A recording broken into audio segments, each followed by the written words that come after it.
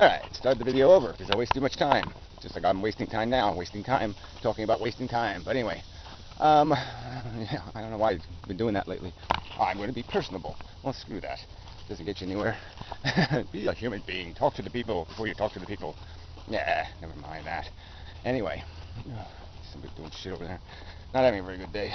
So filtering, I want to talk about filtering. How in my universe, my deterministic universe, how it works, how we become what we are. You know, and there isn't all this randomy pamby bullshit happening.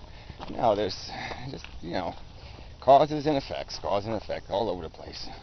So you're sort of born into the world, and you're born into a specific location in the world and all that kind of crap, so you sort of can get that, you know, you're born in France, you're going to do like the French do, and so forth. And that's a huge limitation on where and what you can be is defined by location. And part of that also will be cultural location, regional location, that kind of stuff.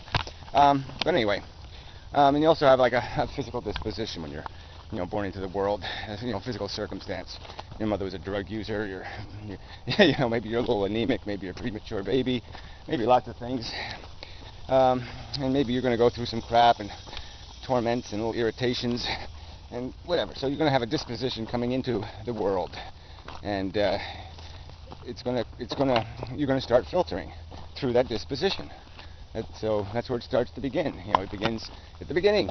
You know, and so you start interacting with the world, and maybe you're not going to, you know, interact very well with some things because you're not going to be feeling very well, and so you're going to have negative associations. You're going to blame things that have nothing to do with how you feel for how you feel, and that's going to start creating these associations, these filters in your head, and then you're going to start connecting other dots and make other connections.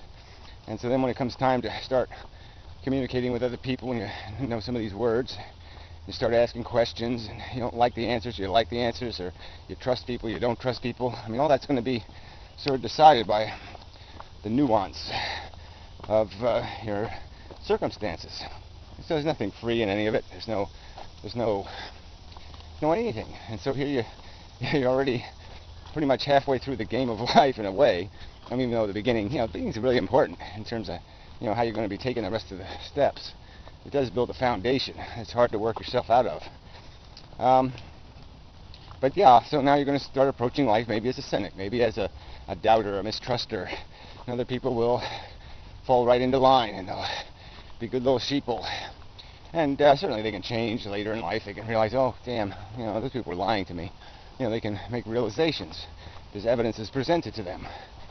And so that's sort of how our brain, our brain tends to bad choice of words. It tends to be a logical instrument. I mean, it's intended, I mean, it has use as an accurate modeling machine. It's something that might help you navigate your environment in some crude way. You know, something that might help you outsmart a bear or a moose or some other mountain lion or whatever, or your neighbor. You know, where you might be able to outmaneuver him in a contest of wills or strength, and you know, you get the babe and such. Yeah, so that's how it has use, and that's so it's structured to enable you to filter things, generally speaking, logically. And so that's what you're going to do, and it's a logical filter over time. You're going to get smarter, you're going to get wiser, you're going to understand context of situations better, and it's just going to make your filter more and more powerful. And you'll be able to glean the truth from the bullshit and put them in piles. And then by doing that filtering, by putting them in piles, prioritize what goes through your brain, what patterns run through your head, what will trains are running. So each of us has these dominant features of our psychology, these repeating patterns, the stuff that keeps percolating to the top and saying, you got to deal with this, you got to deal with that, you got to, you know, work on that. You're afraid of this, you want that. I mean, that's in there too, the personal grabby stuff. But yeah, and it's all where it is on this hierarchy is all a matter of how your brain has managed to filter it, and how you know, whether you've been an insecure human trying to live a good life, a responsible life, you know, a modest person, or whether you're some asshole or arrogant, selfish fuck who's trying to engineer the best finish for himself. These are all parts of this system of filtering. And you've either been filtered into a good person or a bad person, and part of it, and a big part of it, is going to be determined by how your brain starts off and what you're exposed to in terms of an argument throughout your life explaining your circumstances. I mean, I've always sort of thought that, it shouldn't be that hard to convince like criminals that they're assholes. Come on, you just kind of explain that. Look, asshole, when you hurt somebody else, it's the same thing as hurting yourself. I mean, it adds up to the same thing. Your pain, their pain, it's all pain, you dumb fucker. It's really not that complicated. But apparently it is more complicated than I think. But anyway, where am I going with this? I don't know, but this concept of understanding that our brain condensates information and knowledge. It grows it like a crystal, and it does that through this filtering mechanism. Well, you pick your metaphor. But you have to have a logical net to catch anything. I don't know, some other kind of metaphor maybe. It's difficult. Anyway, now some other concept I want to get to. Filtering, brain. Anyway, girls filtering brain now. I don't think that goes together. Anyway, there was something else. There really was something else in my mind. Damn it. Alright, well, I'll hit the button for now, and then I'll come back to it if I remember. Or maybe I'll think of something else. So, pause while I think of what the hell I was thinking of. Yeah, whoops, it's different than I wanted to, where I was intending to go, but what the hell. I was just thinking through it. There's these two mechanisms in the broadest description. It's obviously more nuanced than what I'm going to say, but we have this instrument of motivation, the desire, the want, the will thing, if you want to call it that, the feeling thing. And we have this instrument of scheming. That's what intelligence really is. It's a scheming device. We don't want to call it that, but that's what it is. And both of these are kind of fudgeable in terms of what we can turn them into. Because by observing a principle or an ideal, we can motivate ourselves to attachment to it, because we will egocentrically establish that we wish to be honorable, or some other pride-focused sense of responsibility, fulfillment of responsibility, honor, whatever. Lots of words like that.